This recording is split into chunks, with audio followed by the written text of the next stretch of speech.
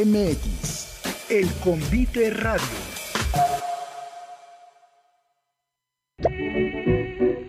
En un rincón del aire, donde las palabras se derriten como merengue al sol, llega ella, Didi Gutiérrez, la defensora de los postres, guardiana del azúcar y las letras.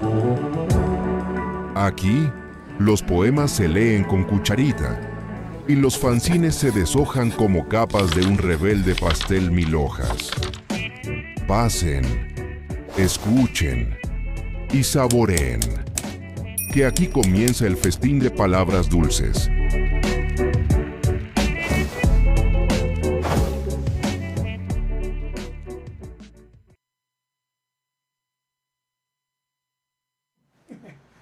Hola, ¿qué tal? Muy buenas tardes. Estamos en el tercer episodio de Se Acabó el Pastel.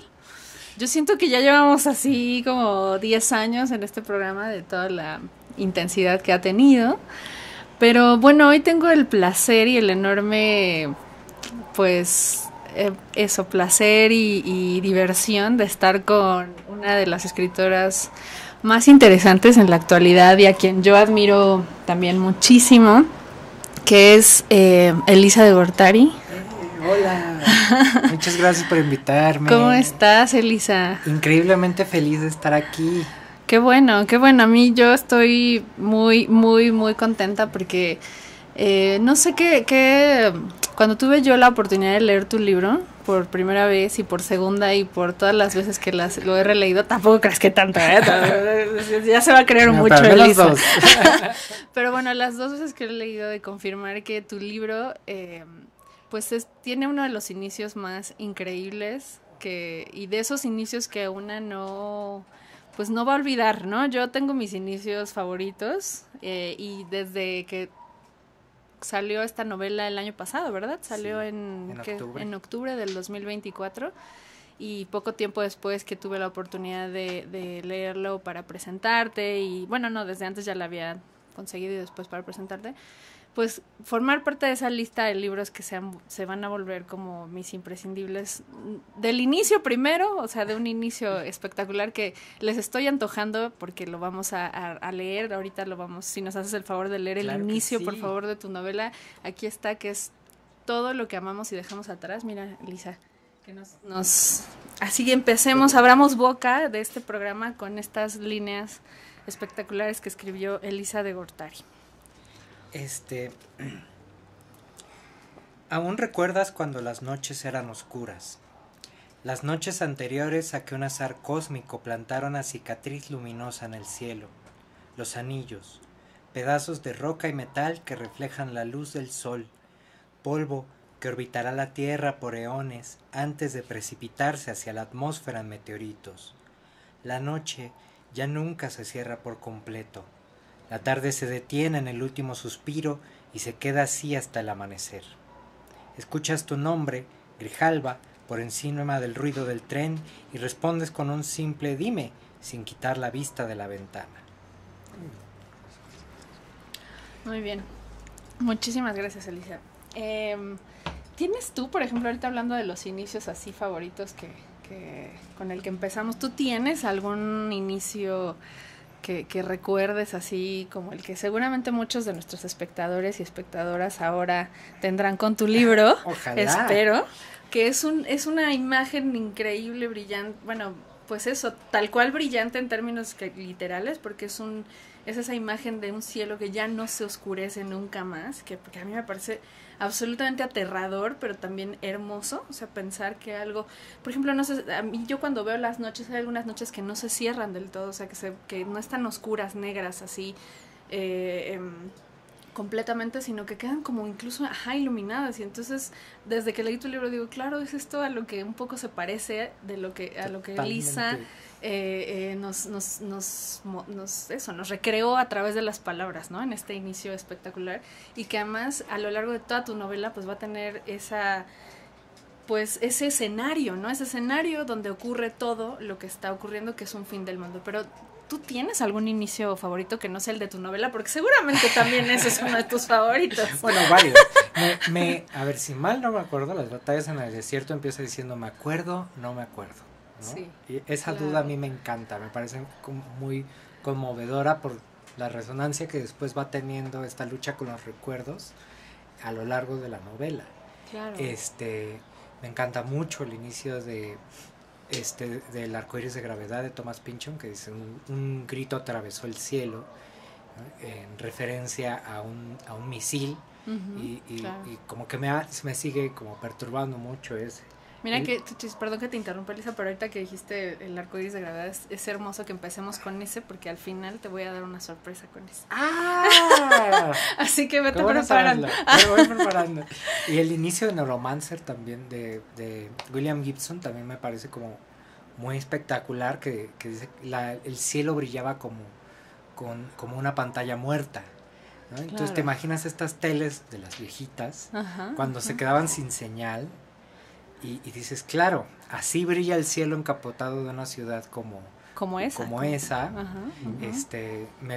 me hacía totalmente sentido. Entonces sí, Claro. no, tengo una amplia lista de inicios que me gustan, sin duda. Sí, fíjate que yo estaba pensando y cómo al final también resuenan un poco a lo mejor en lo que nos interesa escribir y demás, porque claro, tus referencias, bueno, me sorprendió un poco las batallas en el desierto, ¿no? Porque es como no me sorprende para nada Pynchon ni Neuromancer, o sea, como que sí que pienso, claro, pues es que Elisa, esas son sus lecturas, esa es la forma en que escribe. Pero pienso, por ejemplo, en uno de mis inicios favoritos, como a mí el Gran Gatsby tiene todo para mí, o sea, es como Claro. conjunta, bueno, no el Gran Gatsby, pero en general lo que escribe Fitzgerald me parece que es algo que define mucho de mis intereses como escritora también, ¿no? Pensar en Suave es la noche, ¿no? Que es uno de sus novelas, es donde aparece por primera vez, por ejemplo, la palabra t-shirt escrita, ¿no? O sea, como hablando de esta pues modernidad de la moda y demás, me encanta que esté ahí, y el inicio de Glenn Gatsby, que tiene que ver con eso que recuerda a Nick Carraway, que es el consejo que le dio su papá, ¿no? Y que también va a marcar o permear toda la novela de, oye, pues no, siempre que tengas o quieras caer en la tentación de criticar a alguien o de hablar mal o de, ¿no? O sea, toma en cuenta que No tuvo las mismas oportunidades. No tuvimos las mismas oportunidades que tú, ¿no? No tuvo tus mismos privilegios y no sabes tampoco qué habita en su corazón, ¿no? Entonces sí. Es como, no sé, me parece increíble ese inicio y un poco también lo que pasa con Gatsby es, para resumir como nuestros intereses literarios y demás, pues los postres, ¿no? O sea, pienso en esos pasteles de limón y todos esos pastelitos que le prepara Gatsby en el reencuentro que tiene con Daisy, que es después de muchos años. Entonces digo, claro, como tenemos ciertas cosas en las que nos fijamos a la hora de, no solo de leer, pero sí también a la hora de escribir, ¿no? Nosotras que somos escritoras, al final, pues todo lo que conforma nuestro universo de referencias, ¿no? O sea, que al final siempre están ahí mucho, más o menos consciente a veces, pero a veces no tanto, ¿no? Entonces, justo lo que te decía del que me gustaría, con lo que me encantaría cerrar esta sesión contigo, pues es de un postre o algo dulce relacionado con Pynchon, porque yo sé que además eres una lectora, ferviente de este autor que es absolutamente, para mí, Elisa, es algo que me supera, ¿no? O sea, la verdad es que yo a Pynchon todavía vive, sí, ¿no? Todavía vive. Acaba, el 8 de mayo cumplió años. Ah, cumplió años. Sí. ¿Cuántos años cumplió? Asumo que 85, creo, 86. Ajá. Porque él nació en el 39, 86. 86. Y va a sacar nueva novela este año, así que el hombre sigue vivo. Eso de no aparecer en público ha sido bueno para él, sí. Al parecer. Y también yo creo que influye que haya vivido en la Ciudad de México. Seguramente eso. Ah, no sabía que había vivido en la Ciudad de México. Cuéntame. Somos una comunidad muy fervorosa, los fans de Pynchon. Sí, me imagino. Además, súper. Y pues la verdad es que nos seguimos en todos lados y nos leemos en Reddit y además estaba muy famoso podcast de Pynchon in Public. Ajá. Pero por eso no sabemos todas las leyendas. Pynchon, su, digamos que última aparición pública, ajá, fue cuando vivía aquí en la Ciudad de México. Él era un beatnik. O sea, él O sea, él estuvo con Kerouac y todos estos. era de los chavitos que admiraban a Kerouac. Porque más bien, pues para cuando... O sea, él debía tener como 20 años cuando estaba en su apogeo el movimiento beat. Y a partir de eso, cuando él termina la universidad en Cornell, se viene aquí en plan hippie, en plan proto-hippie, y vivió en la colonia Roma. Y ahí fue donde lo increpó un periodista que le tomó una foto sin su consentimiento y que fue como lo que hizo que Pynchon enloqueciera con los periodistas y dijera nunca más con los periodistas. Y él en ese entonces estaba escribiendo La subasta del lote 49. Esa novela la habría escrito toda aquí. Y tan es así que uno de los puntos más importantes de la novela pues es el cuadro de Remedios Varo, de la red que cubre el mundo, que está aquí en Chapultepec, en el Museo de Arte Moderno. Entonces, bueno, no sé, como que siempre me quedo pensando así como, wow, ¿lo habrá visto aquí ese cuadro? O sea, como, no sé, esa imagen me emociona mucho. Él además aprendió muy bien español, no era cualquier expat, y él lee en español. En algún momento reseñó a Gabriel García Márquez en el New York Times, cuando sacó El amor en los tiempos del cólera, y él pues jactándose con... él sí, lo leyó en español, por supuesto, ¿no? Claro. Entonces, él sí tiene una muy buena relación con México, secreta, como todo en su vida, pero yo creo que también por eso a mí me gusta tanto lo que él escribe, y que además siempre hay comida en sus libros. Exacto, hay desayunos muy mexicanos en sus libros. Además. Es justo lo que te iba a comentar, o sea que sí... A ver, vamos, la relación de la comida y la literatura, no sé qué opines tú, pero yo sí creo que ver a personajes comer, tener sexo, bueno, tal vez que eso es más común, pero dormir, por ejemplo, ¿no? O sea, como que hay gestos muy humanos que en la literatura no son muy... O sea, vamos, pareciera que los personajes en general en literatura, salvo, claro, las excepciones muy claras y evidentes, el festín de Babette, ¿no? O sea, que están comiendo todo el tiempo, en fin. O sea, como esas cosas, en general, la comida no es algo que forme parte real o protagónica en la literatura, y a mí me llama mucho la atención precisamente por eso tu libro, porque dije, claro, o sea, en este caso la mención de la gastronomía veracruzana es algo que está muy presente, o sea, está ahí las picaditas, ¿no? O sea, están ahí el mole jiqueño, ¿no? O sea, todos estos... todos estos platillos y alimentos que además son súper locales y que me parecieron un guiño espectacular o sea, en términos atmosféricos en tu novela, pero no solo eso, sino que también tienen valores, importancias dramáticas, en fin, ¿no? Sí. Ahora que yo, pues no, yo la verdad confieso no había tenido pues sí, el honor de leerte antes eso en específico, y ahora en esta novela dije, vaya, o sea, y enterarme de que eres súper fan de Pynchon, dije, claro, porque en Pynchon sí hay mucha comida, hay muchísima comida, y hay incluso comida mexicana. Bueno, en Contraluz hay unos fragmentos que pasan en México y se me graba muchísimo ese desayuno mexicanísimo. Están desayunando en Guanajuato y desayunan un plato de papaya, café con leche, huevos, frijoles, y había otro platillo más, pero dices que este es el platillo más mexicano. Es el desayuno mexicano. Porque además, pues los gringos realmente no desayunan. O sea, y fuera de México, en general, la gente no desayuna. Es una terrible sorpresa que te llevas cuando sales del país. Es horrible, o sea, y dices, pero aquí no comen. Un panecito así, sí, le ponen un, ¿no? Exacto. O sea, y ya, y café. Ya. Y tú dices, y oye, ¿cómo logran? Exacto, ¿cómo logras empezar tu día con eso, no? O sea, ¿cómo voy a ir a caminar por toda, no? Ajá, sí. Así es, no.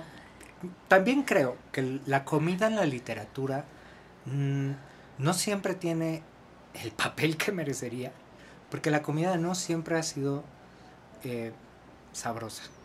La verdad es que la comida no siempre ha sido sabrosa en general.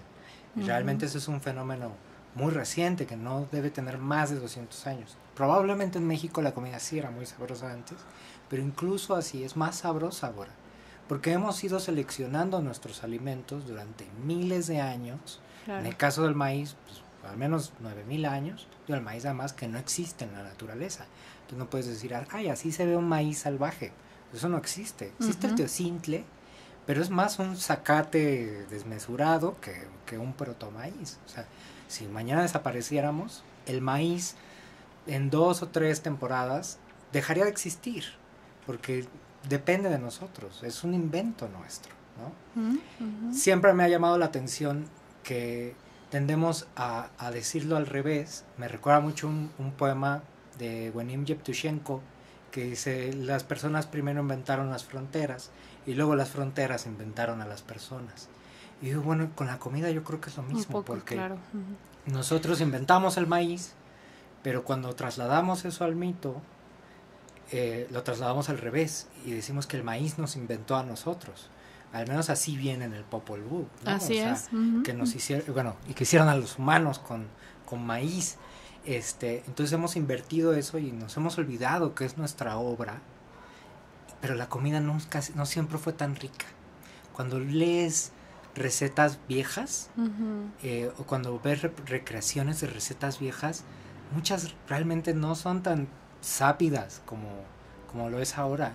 Entonces ahora la comida para nosotros tiene un valor muy monumental que no tenía antes, porque antes muchas veces pues se limitaba al mero acto, que no es poca cosa, de sobrevivir. Claro.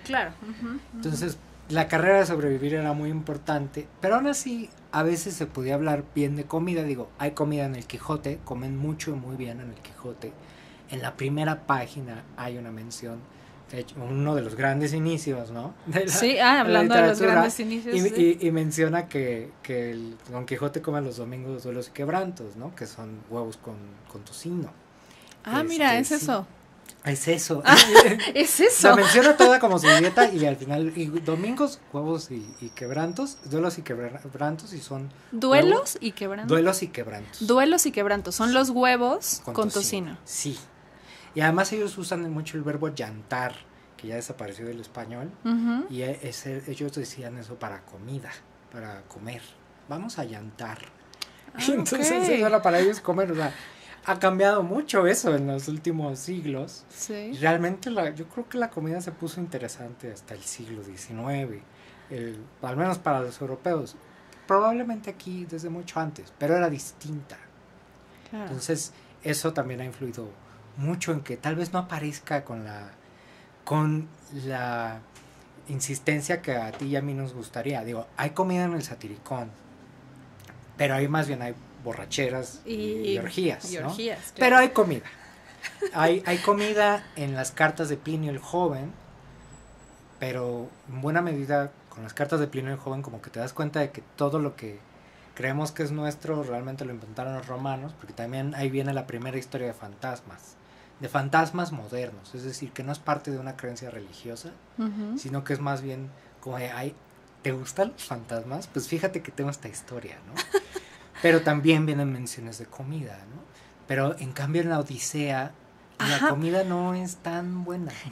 No es tan buena ni tan abundante. Y tú dices, vaya, con esta odisea literal que realiza, ¿no? O sea, estos héroes, ¿no? O sea, ¿cómo es que no duermen? ¿Cómo es que no comen? ¿Cómo es que...? O sea, al final, digo, no sé, yo creo que sí debería, o sea, sí entiendo ese punto que dices, ¿no? O sea, no era tan buena y a lo mejor no valía la pena mencionarla. Pero como gesto justo de supervivencia en gestas como estas tan épicas y heroicas como la Odisea, que a mí me sorprende que no aparecen prácticamente nada de alimentos. Nada. Entonces, y bueno, si hablas de comida salada, una cosa, pero de comida dulce, amiga, no, peor. Menos. Y déjame decirte que este programa está enfocado en la comida dulce y los postres. Y entonces, no sabes lo que vaya, yo he sido lectora igual desde hace muchos años y demás.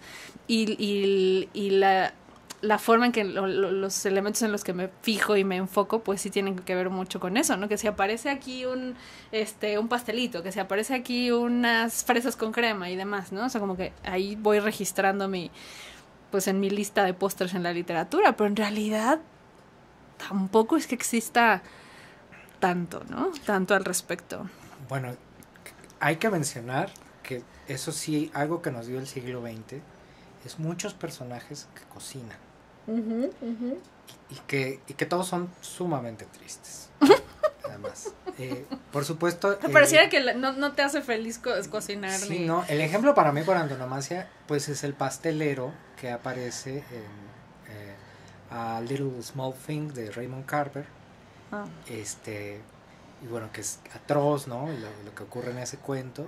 Pero... ¿Estás hablando del cuento que hablamos y que narré el episodio pasado? El cuento del... Ay, no sabía que lo narraron en el episodio pasado, pero hay un pastel. Hay un pastel y es un pastel. Van a ir por el pastel, sí, bueno, que también es otra versión, es el baño, ¿no? Ajá, La versión corta es el baño, pero la versión larga es algo pequeño y bueno, creo que le pusieron en español, no sé cómo viene, pero viene en catedral, la versión larga. Y sí, o sea, el niño que el niño que muere. El niño que muere. Quique, hicimos una representación, un teatrino, así, ay, no. el episodio pasado, de una historia horrible, o sea, tristísima, ¿no? De este niño que pues ya no alcanza a ver su pastel de cumpleaños, exactamente. Ese pastel. Y ese pastelero que además es... Bueno, a ver, la versión lo que estaba yo diciendo en ese episodio, que hubo dos versiones, ¿no? La de principiantes y la de catedral. Uh-huh. Y en catedral, pues la que salió en catedral es un pastelero hasta cierto punto benévolo y que al final comen juntos unos roles de canela y le da roles de canela a la familia y bueno, a los padres y demás.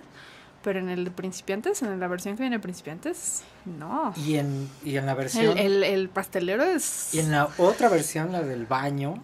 ¿Hay otra? Aparece. Sí, porque ese mismo cuento sale ultra resumido. En lo que hablamos de que hablamos cuando hablamos de amor. Sí. Es cierto. Lectores y lectoras, tomen este dato. Entonces, realmente que son no 3 dije cuentos. En el episodio pasado. Son 3 versiones.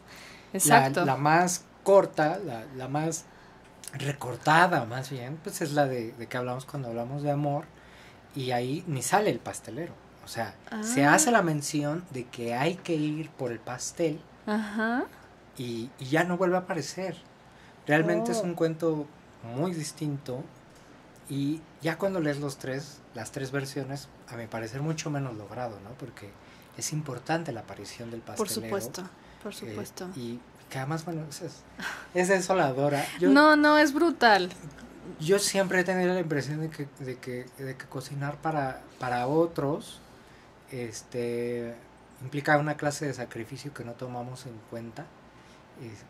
Lo he aprendido a través de los libros, pero lo he aprendido también en la ejecución.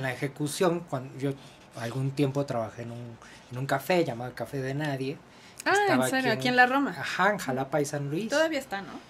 Tengo entendido que ya no, porque el dueño era mi tío y se murió mi tío. Ay, no, no, bueno, lo siento. Pero no le haces. Ay, no, hace disculpa. muchos años. Entonces, o sea, ya mi tío murió hace yo creo que 10 años. Mi tío Ilja, él era un gran cocinero. Su hermano Yuri también. Su hermano a eso se dedicó muy profesionalmente. Yuri de Gortari, sí, por supuesto, es uno de los... Con sus recetas prehispánicas, todo esto. Él ya era más mundano, sus recetas eran más normales, pero bueno, yo ahí aprendí a cocinar realmente. Yo con él aprendí. O sea, tus padres no te enseñaron, no por ahí viene la... Sí, pero no era lo mismo, porque... Yo con mis padres aprendí a sobrevivir. Entonces sí, aprendí a hacer la sopa, pero era porque había que hacer la sopa. Ajá. Pero no había aprendido no había aprendido a hacer la sopa para disfrutarla. Claro. Esa tal vez era una diferencia sutil que a mí se me había escapado por completo. Y cuando trabajé en ese café, sí aprendí, ahí verdaderamente aprendí a entender la comida, a disfrutarla, a disfrutar hacerla, de otro modo en el que difícilmente tal vez lo hubiera hecho. Oye, y ahora que mencionas esto de la comida para sobrevivir, la comida para disfrutarla, el trabajo para sobrevivir y el trabajo para disfrutarlo, ¿no? Que nosotras que nos dedicamos a esto de la escribidera y tenemos que dedicarnos a otras cosas, ¿no? Pienso un poco, por ejemplo, en estas comidas, en estos platillos que tiene tu novela, precisamente. la historia de todo lo que amamos y dejamos atrás, para ponerle en contexto a quienes nos están escuchando o viendo en esta ocasión, pues es una especie de distopía, un escenario postapocalíptico. Ha ocurrido, ya han pasado algunos años, unos 20 años, de que sucedió algo en Veracruz. O sea, Elisa nos regala en este libro la posibilidad de pensar en un fin del mundo que ocurre en Veracruz, ¿no? Porque ella es de ahí, del puerto. Y han pasado ya varias cosas. Entre ellas, pues ya ha pasado ese nivel de la supervivencia, porque vaya, han pasado ya varios años y uno piensa, claro, hubo una gran explosión que en la novela se menciona o se identifica como el choque, que fue un meteorito que se estrelló finalmente, como pues casi cada cierto tiempo ocurre que nos aparecen en las noticias de ahí viene un meteorito, ¿no? Y entonces va a pasar quién sabe cuántos kilómetros cerca y se nos paran los pelos del miedo y demás. Bueno, aquí sí sucede y sí se estrella y entonces lo que ha pasado es que en una localidad veracruzana llamada Tamarindo, o sea, para seguir hablando de los sabores, de la comida, de los alimentos, resulta que está ocurriendo una especie como de, pues no sé, llamarla como una plaga, histeria, en fin, una condición en la que los niños de esa localidad pues aparentemente se están volviendo locos, porque en realidad, aunque no es precisamente una locura, pero sí que hablan como adultos, se comportan como adultos, y entonces pareciera que es una especie de memoria corporeizada en ellos, ¿no? Una memoria, un recuerdo, una historia que está como materializándose en estos cuerpos, ¿no? de los infantes. Y una reportera que se llama Grijalva, también para hacer alusión a otro alimento que es la naranja. Sí, así es.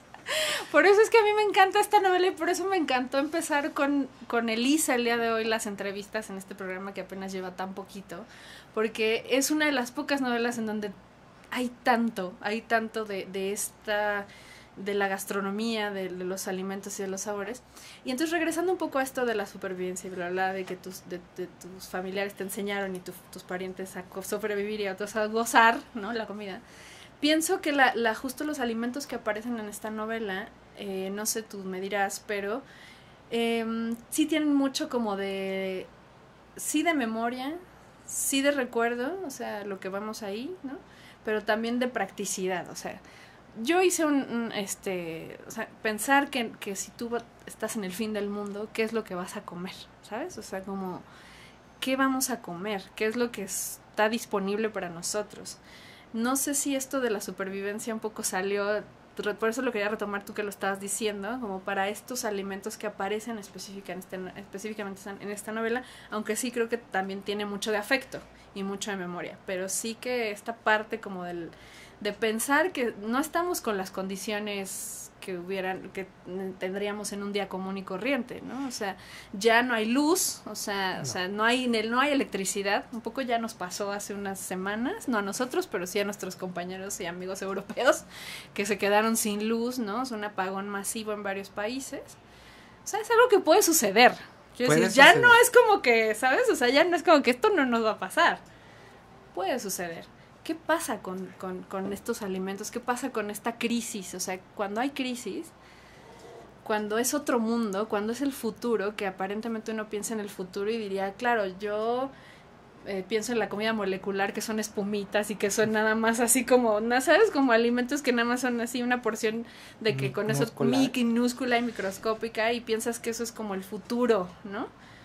Pero estamos siendo demasiado o sea, demasiado positivos, y la comida del futuro me suena más a esto que vemos en esta novela. Es raro porque en la ciencia ficción la comida siempre suele ser mala, poca y desabrida. O sea, siempre. O sea, en Matrix se sirven este caldo de avena que no saben ni quieren explicar qué es. Está bien que no lo hagan. Qué bueno. En las novelas de Philip K. Dick también comen cosas así, ¿no? Ajá. Y yo siempre decía como, pero es que no veo como un mundo cada vez más tecnológico, la comida sería más mala. De hecho ha sido al revés. La comida cada vez es más sabrosa. Pero sí quería reflejar un poco las dos cosas. La comida de supervivencia, ya en el mundo terminado, y un poco la comida que sí se disfruta en otros momentos de la novela. Y una de las conclusiones a las que llegué muy rápido es, en un mundo sin luz, Ajá. la comida mexicana puede sobrevivir muy fácilmente. O sea, en un mundo sin electricidad, la comida mexicana no tiene un problema. No todos pueden decir lo mismo. O sea, hacer pasta, por ejemplo, Ajá. es una friega. O sea, hacer pasta desde cero es difícil, es laborioso, es molesto. Es algo que... Hacer pasta. Pasta, Ajá, ¿no? ajá. Pues ya, los italianos Ya. no sobrevivirían mucho Ellos tiempo. ya, adiós. En un fin del mundo se acabó. Pero nosotros, en cambio, o sea, hacer el nixtamal Ujú. es muy laborioso. O sea, no quiero demeritarlo, al contrario. Hacer tortillas específicamente fue una esclavitud para las mujeres por 2000 años. Hacia 1839 se calculaba que había como 1 millón de tortilleras en México. Wow. Ese fue un cálculo que hizo el que entonces era regente Ajá. del Distrito Federal. Es muy laborioso y es muy exigente, porque además no lo puedes industrializar como el pan. Los romanos sí tenían panaderías como en forma y podían repartir, o sea, las mujeres podían liberarse de esa carga específica y dedicarse a otras cosas. En México no. Sin embargo, la tecnología que involucra la gran parte de nuestra comida, no necesitamos electricidad realmente. Ah, mira. Entonces, sí, ¿Podríamos sobrevivir? Podríamos sobrevivir. O sea, si nos ocurre un apagón como el de España hace unas yo semanas. creo que no, por ejemplo, no comeríamos tortillas tan frecuentemente. Comeríamos más frecuente tamales, porque el tamal es anterior a la tortilla. Sí, no necesita ese... Exacto, El ese siguiente. paso extra. Ay, perdón, Elisa. Nos llaman. ¡Nos llaman! ¡Hay una llamada en cabina! Sí, bueno. Diga. Ah, sí, claro, sí, es una pregunta para ti, Elisa. Muy bien. Perdón por interrumpir, pero me preguntan que cuál sería la comida que te llevarías al fin del mundo. Bueno, la comida que yo quisiera tener a la mano en el fin del mundo sería el arroz a la tumbada. El arroz a la tumbada. Sí, amo el arroz a la tumbada. ¿Cómo es el arroz a la tumbada? El arroz a Elisa? la tumbada. Ya le colgué a este así como ni Sí, siquiera ahí le lo agradecí, mandaste a la así goma. lo mandé. No, ya, disculpen. Quien nos no, llamó, ya no te discúlpenme. Fue algo. Fue El un arroz a la arrebato. tumbada es un platillo muy típico del sotavento veracruzano. El sotavento es esta región maravillosa que va de Cardel a Tlacotalpan. Y específicamente en Alvarado nació esta manera de hacer el arroz, un poco caldoso, con muchos mariscos, Ajá. y con verduras. A mí me parece el platillo cumbre de la cocina veracruzana. En buena medida, y yo creo, porque representa muy bien algo que está en toda la comida veracruzana, que es la influencia afrodescendiente. Así es. Para mí fue muy raro llegar a vivir a esta ciudad porque... Aquí a la Ciudad de México. Aquí a la Ciudad de México, porque me di cuenta que, bueno, que aquí no hay gente afrodescendiente y su ausencia se nota, es decir, la comida de aquí no está atravesada por eso, o no tanto, y la cultura de aquí no está atravesada por eso. ¿Cómo lo distinguías? ¿Cómo no veías que no estaba atravesada por eso? Pues, por ejemplo, tal vez en Veracruz no comemos tantas tortillas, ¿Ah, comemos no? mucho más arroz. O sea, sí Ok. comemos tortillas, pero se come, el arroz tiene otro papel en la Es como el cocina. acompañamiento necesario. Sí. Aquí en la Ciudad de México sí es la tortilla, es el acompañamiento Allá puede ser el siempre. arroz. Allá puede ser Allá el puede arroz. ser el arroz. Ok. Allá pues comemos frijoles con arroz y plátano macho frito, cosas así que eso no es tan común acá. Allá es raro encontrarte chilaquiles. Bueno, supongo que ahora más, ¿no? Pero cuando yo era niña, yo no conocí los chilaquiles hasta que llegué a vivir aquí. Ah, mira. Cuando llegué a vivir aquí dije, mira, esto es lo que hacen aquí en las tortillas viejas.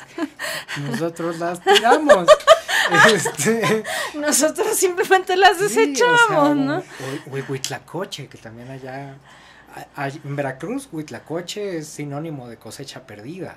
Ah, No, ok. allá no...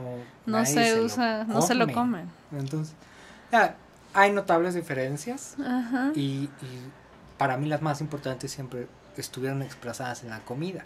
Y es muy notorio en el arroz a la tumbada como como es un mundo aparte de la Ciudad de México y del altiplano en general. Oye, ¿y es rojo, es blanco, rojo. es verde? Porque hay amarillo. Es rojo. Es rojo. Es rojo. Idealmente debe ser todo rojo. O sea, Claro, todo como se debe muy ver veracruzano, rojo. porque Sí. todo lo a la veracruzana Debe remite ser como rojo, ¿no? Es rojo, tiene que ser rojo, ¿no? Aspira a ser rojo. Pero justo como las picadas, que las más clásicas, pues son las rojas, ¿no? Ajá, ajá. Incluso el cóctel de camarón, pues en realidad tiene que ser rojo, ¿no? Ahora, nosotros una gran diferencia que hacemos allá es que no le ponemos jugo de naranja, eso es algo que ustedes hacen aquí, ¿no? Allá le ponemos refresco sabor de naranja, que es... Ah, ok. Sí, ese es el O sea, con distintivo. gas. Sí, pero lo importante es más bien pues el sabor, o sea, no es lo mismo echarle mirinda que echarle jugo de naranja. No es cierto. Entonces, donde vayas en Veracruz, Oye, el cóctel pero- va a llevar refresco de naranja. Pero yo lo No. pensaría que más justo por el gas. No. O sea, porque la diferencia entre el jugo y el refresco, pues un poco es el gas en No, general. ese sabor Es el sabor artificial, industrializado. industrializado. No es cierto, Elisa. No, totalmente. Pero eso es reciente. Quiero No, decir, no, pues- no es como que. Pues es que es cierto que la comida evoluciona Ajá. y eso habrá evolucionado, digamos que tendrá 50 años, pero sí, es lo que es un... Nunca he probado un cóctel de camarón con refresco de naranja. Tal vez no, tal vez sí y no lo sabes. Cuando ha ido a Veracruz, probablemente, Probablemente. ¿no? O sea, porque sí que aquí en la Ciudad de México no lo habría pensado. Pero digamos que un poco como, como retomando todas estas cosas, yo en la novela sí quería reflejar que hay comida como sí de supervivencia, pero que es muy valiosa para nosotros, ¿no? Como los chapulines, como el queso más sencillo. Como el queso Totalmente es lo cotija. que notaba, porque por eso te decía, me gusta que lo estés diciendo, la supervivencia, y luego gocé con mis familiares, ¿no? Porque dije, claro, es que ahí está en esta novela, en comparación de las novelas en general de ciencia ficción, ¿no? Sí. Que además déjenme hacer un pequeño paréntesis aquí, porque esta novela ganó la mejor novela de ciencia ficción Sí. mexicana el año pasado también. Entonces no sé qué están esperando para ahorita que terminemos en unos minutos ir y comprar su novela y seguir a Elisa en todas sus redes y pedirle que les firme y demás. Pero bueno, cerrando el paréntesis nuevamente. Exacto, o sea, en comparación de las novelas en general, o sea, tú agarraste los rasgos de la novela de ciencia ficción que tiene ciertos elementos que tiene que cumplir, digamos, el género, y de alguna manera le diste tu propio revolcada, vamos a decir. Yo tenía un profesor que me decía que era cyberpunk ranchero. Tropical.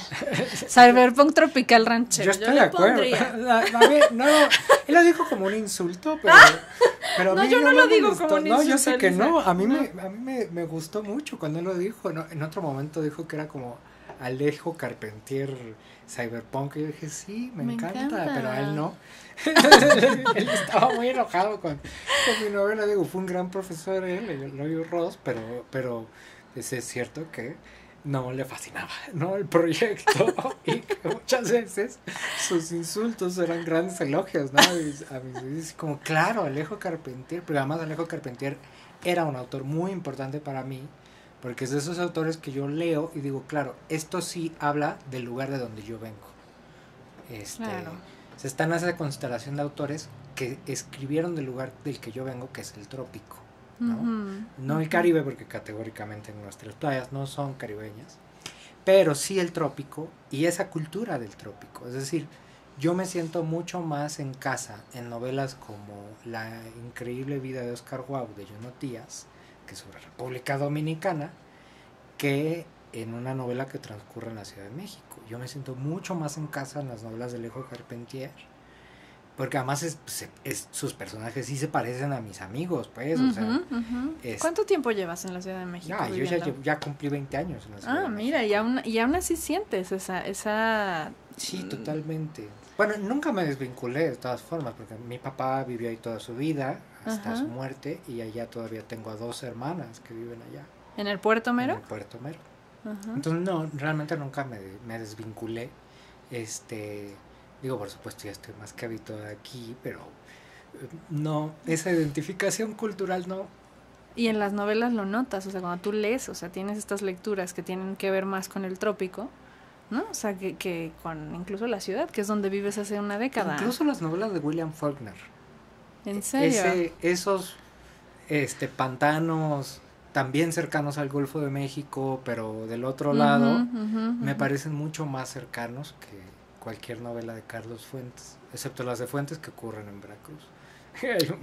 ¿Cuál ocurre en Veracruz? Fíjate, Bueno, no en recuerdo cambio, ahorita. en cambio de piel van a Veracruz. ¿A Es poco? su road novel en la que van a Veracruz. Ah, Entonces, mira, no tenía como es- así a la mano algún escenario veracruzano de Carlos Fuentes. No, pero realmente es más fácil acordarse del centro histórico de Aura, Ajá, un poco, sí, pues el o esta centro. colonia que no sé si es la del Valle, la Portales, en la Muñeca Reina. Es la Portales, Es la creo. Portales, ¿no? Sí, Totalmente es aquí. obvio, aquí. Sí, es aquí. Así de no quería mencionarla, Pero yo sí, sí. Qué y bueno es, que es tú un sí gran la cuento, mencionaste. probablemente el mejor cuento de Fuentes. Totalmente. Y tienes el aire de esta colonia, o sea, si la lees y dices, claro que es esta colonia. Yo esa misma sensación tengo cuando leo a Alejo Carpentier y digo, es que esto es Veracruz. O sea, Wow. para mí esto es Veracruz. Y por eso también tengo esa conexión tan especial con José Emilio Pacheco, que es probablemente o muy seguramente mi autor mexicano Preferido. favorito para siempre, por sobre todas las cosas. Oye, Elisa, voy a compartirte. Hice una encuesta en mi Instagram de justo de la comida que se llevaría la gente al fin del mundo. Tú ya nos compartiste a todos el arroz tumbado. Muchísimas gracias. Yo no tenía el placer de conocerlo. Espero algún día probarlo. Porque aparte, déjame igual hacer otro paréntesis. Acabo de ir a Veracruz. Sí, pero ¿Sí? al otro Veracruz. A otro Veracruz. Fui a Orizaba. Y me prometieron que me iban a llevar a probar los pambazos orizabeños. No los probé. Y me quedé con esa gana de ver ese pan bollito circular, porque vi que es circular, Sí. no es extendido como el pambazo chilango, sino es circular, que en su punta tiene un pico, que es el pico de Orizaba, y está nevado. Y entonces cuando muerdes tú un rico y delicioso pambazo de allá, Te te llena de quedan la nieve del todos los Citlaltépetl. bigotitos de la nieve de Citlaltépetl, exactamente. Y me quedé con la sensación de que, retomando un poco esta gastronomía de tu tierra, de tu lugar, y que además hace rato que andábamos platicando que me decías, ya vivo aquí en la Ciudad de México, pero yo en algún momento me gustaría irme a vivir a Orizaba en algún momento de mi vida. Noté que había un montón de gastronomía yucateca. A ver, explícame qué está pasando ahí, Elisa. O sea, porque no entiendo por qué en las cartas de los restaurantes a los que tuve la oportunidad de ir, que me invitaron, las especialidades había cochinita pibil. Especialidad de la casa. Yo dije, a ver, momento. Yo pensé que la cochinita pibil era de Mérida. ¿Qué me cuentas? Bueno, ¿Qué me yo cuentas de pensaba- eso, Elisa? Que ahora dije, claro, ahora le voy a Yo preguntar, me cuando queda era súper niña, bien. Pensaba que la cochinita era de Veracruz, porque era lo que comíamos los fines de semana, pedíamos a domicilio cochinita. todos ¿Pedían los a fines. domicilio? Sí, era muy popular en ese entonces, o sea, de las 3 cosas que podías pedir a domicilio en los 90, Ajá. era o la pizza o la cochinita. ¿En O sea, serio? entonces era la otra opción En Veracruz. en Veracruz. Ok. No sé cómo era aquí, pero allá podías pedir Aquí o era pizza. Pizzas. pues allá podías pedir cochinita. Estaba la opción de la Era- cochinita. y es muy popular la cochinita, y tan popular que yo, sinceramente, muchos años después, frente al pelotón de fusilamiento, pues ya mi papá me tuvo que aclarar como, oye, hija, no, Como los reyes. sí, me tuvo somos que decir, nosotros, ¿no? O sea. En realidad esta comida es de Yucatán. Como, pero ¿cómo? O sea, ¿Cómo? me has roto el corazón. Digo, también pasa cuando los veracruzanos la primera vez que vamos a Oaxaca también nos llevamos una gran sorpresa cuando descubrimos que nuestro queso de hebra, que nosotros le decimos queso de hebra, que aquí le dicen queso Oaxaca. Y allá queso de bola. Es, ajá, el quesillo. Quesillo, sí es cierto, el quesillo. Es su quesillo. Y yo soy como, pero ¿cómo? Si eso es nuestro. Se robaron el queso de hebra. Bueno, no, he tenido ya todas unas ciertas desilusiones al respecto. Sí, pero al mismo tiempo creo que lo que tenemos, sobre todo en Veracruz, o teníamos, era mucho ánimo de apropiarnos de las cosas de los demás. En eso y hacer su propio... Como los gringos que se apropian de todas las comidas. Ajá. Y hacen sus propias versiones así. Yo creo que es todavía lo que nos queda de espíritu cosmopolita. Pero entonces, a ver, ¿los pambazos de allá son de allá o son chilangos? Porque, a ver, ahora te estás metiendo conmigo. No, a ver. A ver, yo creo que los pambazos son de aquí. A ver, para mí, toda la vida, el pambazo fue, en efecto, ese pan chiquito, circular, enharinado. Ajá, en la punta. Relleno de... en el puerto no tienen esta punta, pero sí, en Orizaba en Pero específico. en Orizaba sí lo Ajá, tienen, no, sí lo tienen. En el puerto, bueno, sin la punta y rellenos de frijoles con chorizo. Aparte, frijoles, sí, le echan mayonesa, me dijeron. Aquí le echamos crema. Ajá. Y pues sí, cuando llegué aquí y conocí los pambazos de aquí, que son como más bien parientes de la torta ahogada, pues la verdad es que sí, me llevé una sorpresa. Una sorpresita. Una sorpresa, digo, amo los pambazos de aquí, particularmente los de Santa María la Ribera. Yo fui muy feliz muchos años viviendo, pero ciertamente esos para mí no eran los pambazos. Ahora, ¿quién se inventó los pambazos más allá de los de Orizaba? Probablemente los polacos, porque ellos también tenían un platillo, tienen un platillo que es la carne polaca, atribuida a unos polacos. Ajá. Y recordamos que Orizaba realmente durante mucho tiempo fue la ciudad más importante del estado. Totalmente. O sea, Jalapa era administrativa y nadie quería vivir en el puerto. Pues porque estaba todo el porque no comercio. Había electricidad. Bueno, y los barcos y... Pero es que en el siglo XIX, principios del XX, llegaron a vivir 5,000 personas en todo el puerto, porque no es posible vivir con tanto calor. Más en ese entonces era mucho más frecuente la malaria, bueno, que aquí le dicen y sin paludismo, luz, como dices. Y sin luz, el vómito negro, o sea, gracias a eso Santana le pudo dar sus golpes a los gringos cuando invadieron, porque él dijo que lleguen por Veracruz y se mueran. Y se mueran, y los mate el vómito negro, y funcionó hasta cierto punto. Al final, los que llegaron aquí fueron los que vinieron por Monterrey, no los que vinieron por Veracruz. Sí, esos se murieron, no pudieron entrar ya más. Ya no lo lograron. Entonces, sí, ahí se detuvieron. Orizaba era realmente la ciudad importante, era industrial, las fábricas de cerveza, todas estas cosas, y tenían a mucha gente extranjera que aportó muchas cosas a la comida local. Y pues en Veracruz, en el puerto, en realidad pues, lo que había para aportar pues era enfermedades. Pues ya hasta que llegó el aire acondicionado y los refrigeradores, pues se hizo posible vivir. Parece broma, parece anécdota, pero es verdad. Real. O sea, sin el aire acondicionado no sería posible vivir en Veracruz.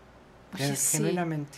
Bueno, ahora ya está aquí en la Ciudad de México, yo creo. Con este cambio climático, ¿qué te puedo decir? Yo creo que en cuanto a la Ciudad de México, eso de no tener aire acondicionado o calefacción antes es puro patriotismo, o sea, no hay si decía aguantamos, ¿no? ¿O qué? Pues, sí, yo creo que los chilangos dicen vamos a aguantar esto y no hay que aguantar. No hay que sufrir, no hay que pero sufrir, bueno, antes era muy molesto el frío de esta ciudad. ¿Te acuerdas que hace 15 años, como alguna vez escribió Daniel Saldaña, abrías la puerta y se enfriaba la calle? Sí, se queda el frío adentro, en las casas. Y bueno, creo que eso ya no pasa. Bueno, creo que ya hemos perdido esa experiencia, tienes toda la razón, pero mis padres todavía hasta hace unos 5 años, creo que antes de pandemia, decían, ya vino el frío y se quedó adentro el frío. Exacto. Así. Ahora ya no está pasando eso y mis pobres padres también ya con su ventilador ahí. Déjame entonces te leo algunas de las comidas del fin del mundo. Milanesas con puré de papas, magnífica, por ejemplo. Comida. ¿Qué opinas? Probablemente esa es mi comida favorita casera. Milanesas. A mí también, fíjate, las milanesas. Paella valenciana. muy elaborado, pero yo creo que también puede sobrevivir al fin del mundo esa comida. ¿Esa podría, tú sí. crees que podría, tiene posibilidades? Mientras tengas azafrán, todo lo demás es posible. Sí, porque los camarones, ¿no? O sea, como todo. Es que es su versión del arroz a la tumbada. Además, Exacto, claro, es la una paella adaptación valenciana, de tienes toda la razón, tienes toda la razón. Helado de pastel de cumpleaños. Uf, me encantaría Me comer encanta. eso en el fin del mundo. Un pie de limón. Me encantaría. Ajá. También. Este fue muy hermoso. Dice, al fin del mundo me llevaría unos duraznos con crema de mi infancia y porque me recuerdan a mi mamá.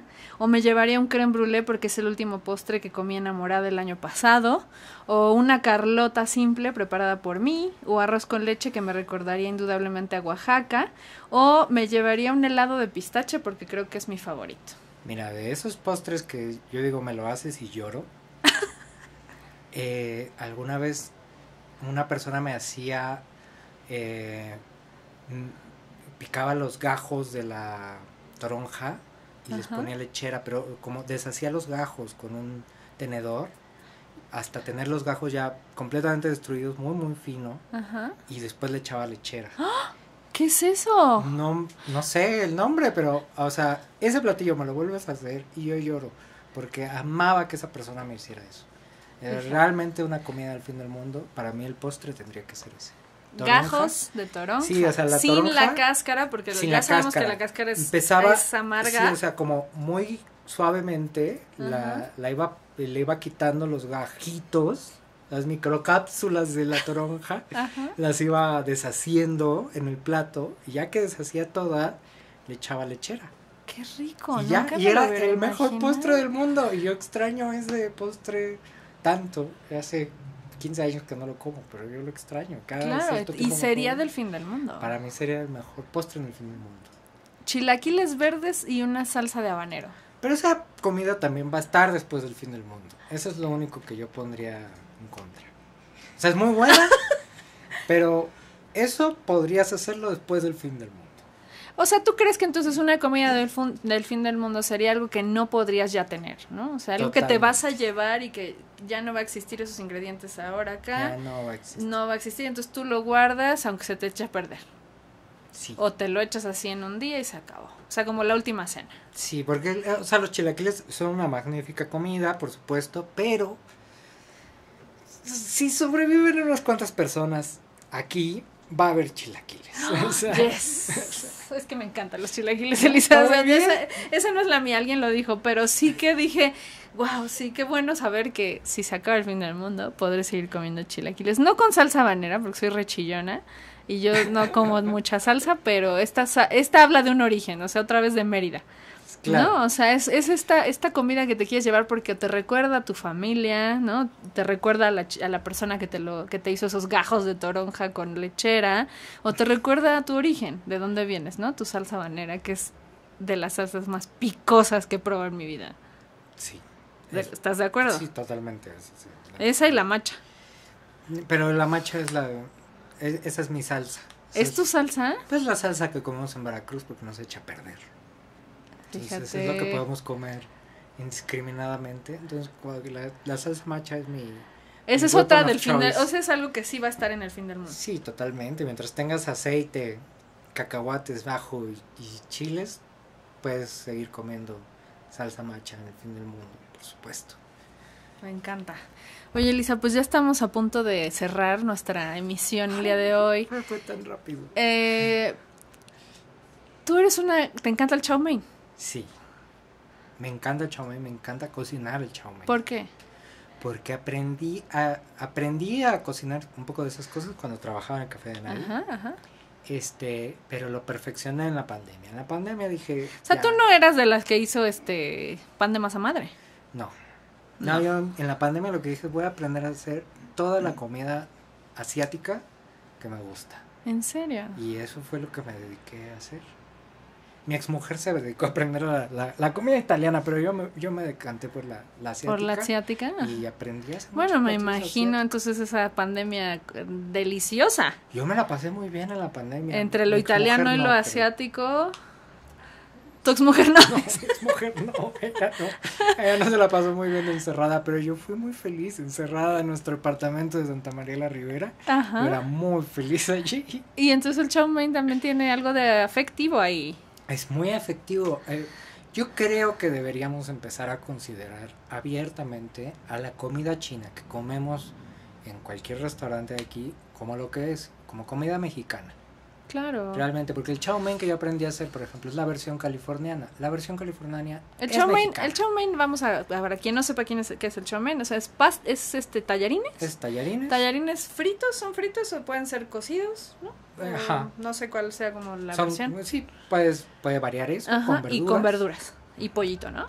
Yo, por ejemplo, le echo huevo. Ah, Yo le echo huevo revuelto.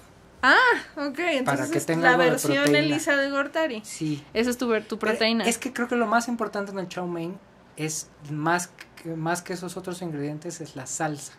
Claro, justo te iba a preguntar, ¿qué tiene la salsa de chow mein? Es salsa de ostión, es más bien echas salsa de soya china, Ujú. salsa de soya japonesa, y luego le echas salsa de ostión, que es muy espesa y que huele mucho, un poco de azúcar, sal, glutamato monosódico, porque pues, sin eso no hay cocina ni mexicana ni china, nada más que aquí le decimos Suiza, pero eso es esencialmente glutamato monosódico. O sea, Claro.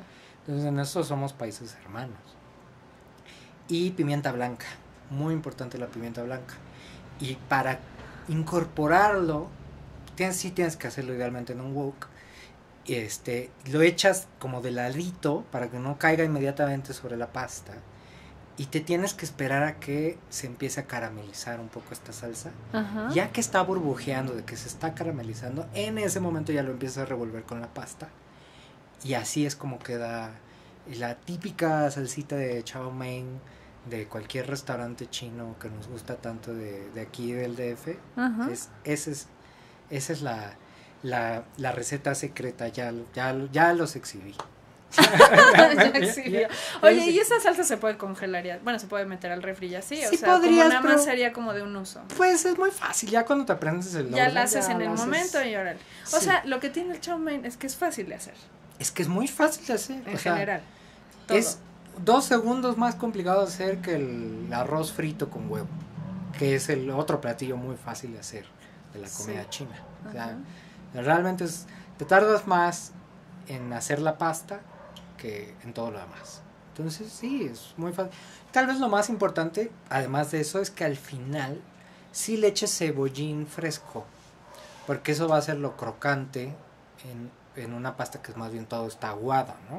Ujú. Pero entonces ahí esa diferencia entre lo crocante y lo aguado de la pasta, pues ya eso ya termina como de hacer perfecto todo. Pero yo insisto en que deberíamos admitir que esa es comida mexicana a secas, Ujú. que es la otra comida mexicana que tenemos, ¿no? Bueno, es que además tenemos una influencia china, o sea, mucho chino vivió aquí Exacto. históricamente, quiero decir, ¿no? Sí, o sea, sí, al sí. norte tenemos una gran presencia de los chinos, ¿no? O sea, como que sí que la influencia Incluso hubo oriental está momentos, sobre todo en la Segunda Guerra Mundial, en que muchas personas asiáticas tenían prohibido el paso a Estados Unidos.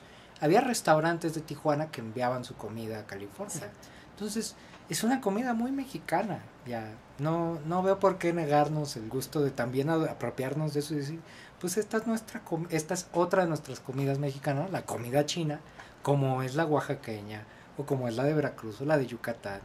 Acabas de decir las 3 comidas mexicanas que están en el top, yo creo que cualquier gastronomía de nuestro Extrañamente, país. y tengo que decir esto antes de que Yucatán, nos vayamos, Oaxaca, extrañamente tengo que decirlo, Veracruz. probablemente mi comida mexicana favorita, después de la veracruzana o de la chilanga, es la de Monterrey. Ah, caray.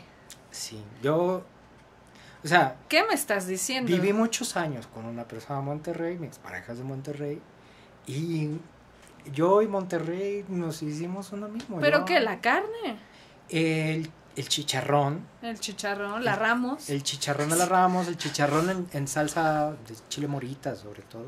Ajá. Me gustan mucho también allá me he dado cuenta que fuera de Monterrey no se conoce tanto, Pero están las tostadas de la Siberia, que a mí Ajá. me parecen espectaculares. A las tostadas de la Siberia fui gracias a José Eugenio Sánchez, El pues, poeta. que es como el gran poeta, ¿no? Ujú. de allá.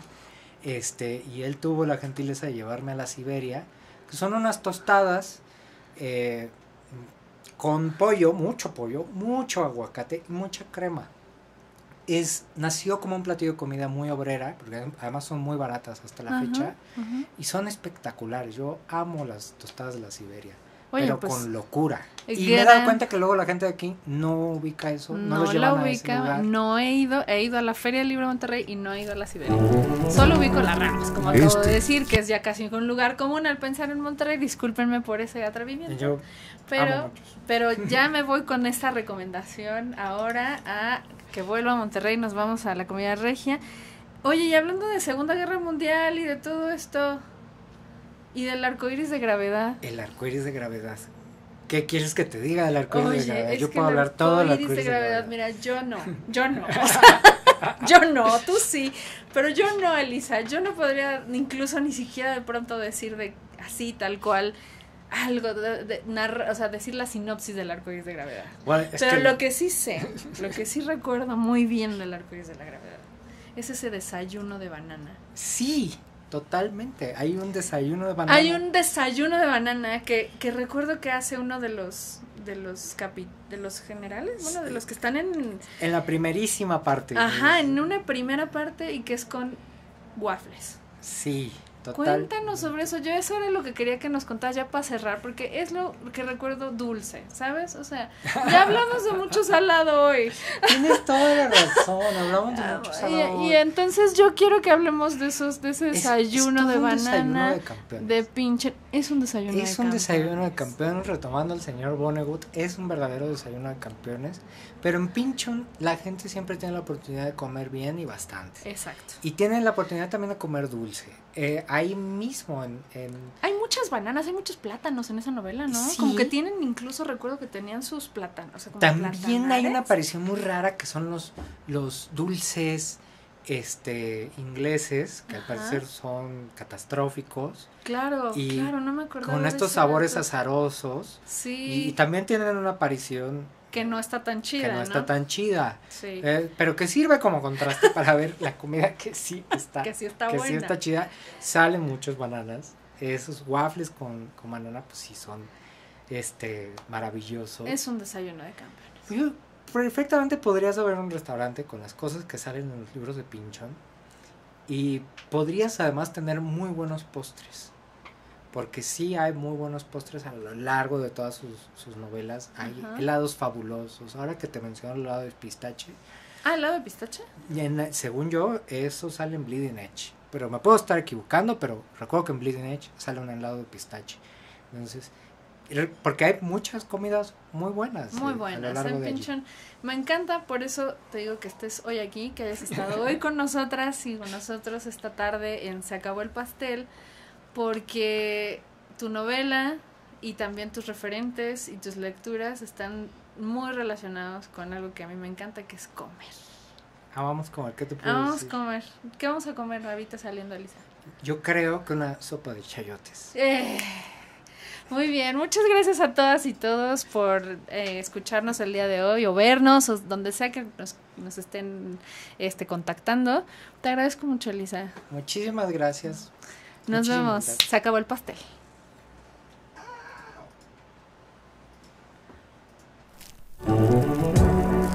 Este no es solo un programa de radio.